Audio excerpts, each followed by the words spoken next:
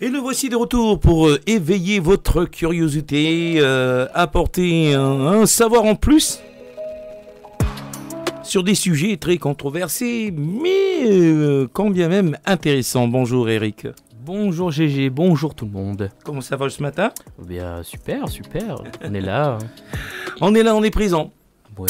Et quel sera le sujet abordé en ce jour? Aujourd'hui GG et les amis, préparez-vous, on va aborder la technologie avec notre cher ChatGPT. On ne finira jamais de parler de lui. Encore? Cette intelligence artificielle générative, oui encore.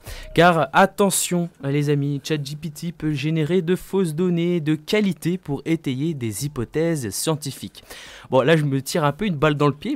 Parce que là j'étais en train de me dire peut-être que... Parce que peut-être que ce que je dis depuis le début, depuis la création de cette chronique, eh bien c'est faux.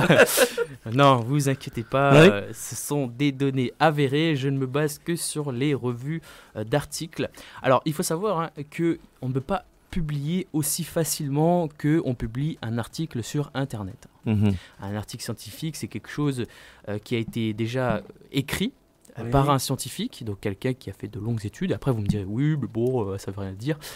Mais ce n'est pas tout. Comment ça se passe, la publication d'un article scientifique? D'abord, il y a une rédaction par un scientifique ou plusieurs scientifiques. Souvent, vous allez voir sur les articles, généralement, la personne n'est pas tout seul. Il y a toute une équipe. Il y a des techniciens, des ingénieurs, bref. Donc d'abord, l'article est rédigé par une équipe. Il est relu par d'autres experts, d'autres milieux dans le même domaine, mais ailleurs dans le monde, qui sont, donc on appelle ça les reviewers. C'est eux qui vont relire cet article et dire s'il est correct ou pas, et ils vont faire des retours, ils vont dire attention, ça c'est pas bon, ça c'est incorrect, on n'appelle plus ça comme ça, etc. Et donc en fait, c'est un peu comme un projet de loi qui est voté. Il y a cette passation entre l'Assemblée et le Sénat, et bien là c'est pareil. Et après, une fois que c'est validé, là, il est soumis à des revues scientifiques comme Nature, Science, qui ensuite décident de le publier. Ou pas. Mais en général, c'est publié. Parce que c'est ces personnes, justement, les reviewers, ça va être des scientifiques qui sont dans ces revues, qui vont relire et qui après vont valider. Donc tout article scientifique qui apparaît sur le net a été relu et encore relu. Il faut une approbation déjà, il faut déjà un suivi. Une approbation et pas que d'un scientifique, de plusieurs. Donc c'est pour ça que quand un article est publié, en général, il est solide. Voilà, il est. Mais comment font alors tous les fakes pour arriver sur la toile? Et bien justement, c'est pas pareil.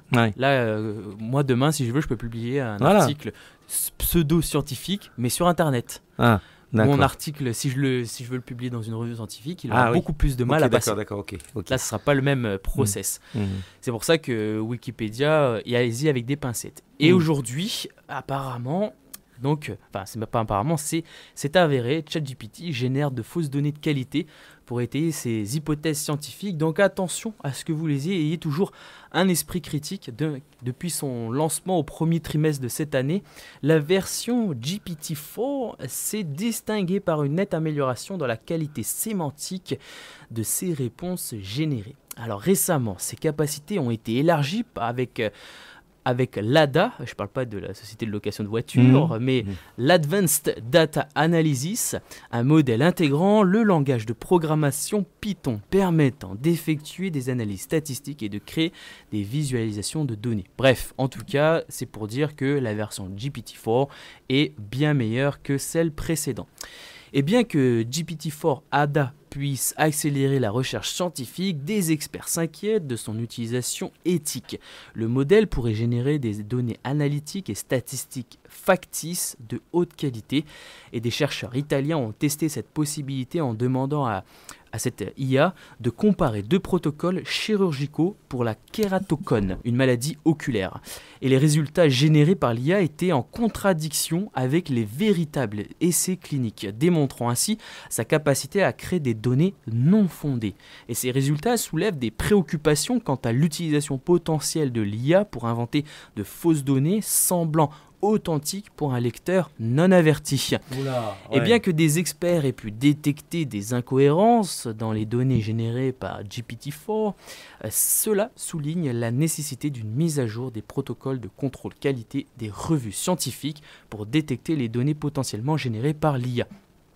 Tu vois, ces fameux reviewers que je te disais pour les différentes revues scientifiques, eh bien, elles risquent d'avoir une petite mise à jour pour prendre en compte l'IA, pour éviter donc les fraudes.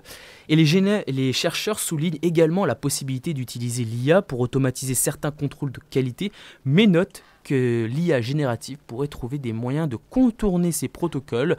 Et il est donc crucial que la communauté scientifique ainsi que les éditeurs de revues scientifiques renforcent leurs procédures pour garantir l'authenticité des données publiées et prévenir ainsi de la désinformation.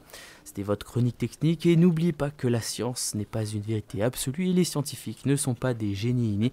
La science est simplement l'exploration de l'inconnu pour comprendre le monde et le rendre meilleur. Je vous remercie. Merci Eric. À bientôt. À bientôt Gégé.